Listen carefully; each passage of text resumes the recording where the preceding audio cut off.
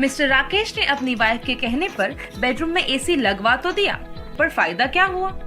Actually देखा जाए तो उसकी वाइफ दिन का ज्यादातर टाइम या तो लिविंग रूम में टीवी देखते हुए या फिर किचन में होती थी। अगर घर में मेहमान भी आते थे तो उनको भी मिलती थी सिर्फ फैन की हवा, क्योंकि एसी तो बेडरूम में था। हाँ, अगर सिनफिन पोर्टेबल एसी लिया होता तो बात ही अलग थी। पोर्टेबल होने के कारण इसको कहीं भी किसी भी जगह लगा सकते हैं। दिन में जब टीवी देखना हो तो लिविंग रूम, और शाम को चाय पीनी हो तो बालकनी में, सोने के समय बेडरूम में, वो भी बिना इंस्टॉल किए, क्योंकि ये चलता फिरता एसी है। इसे कभी भी कहीं भी मूव कर सकते हैं।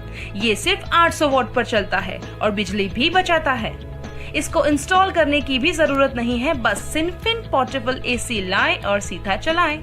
मतलब एक एसी खरीदने पर मेंटेनेंस भी कम, बिजली का बिल भी कम। तो क्यों ना ले हम सिनफिन पोर्टेबल एसी। डिटेल्स या फिर ऑर्डर करने के लिए हमारे वेबसाइट पे विजिट कीजिए www.sinfin.in।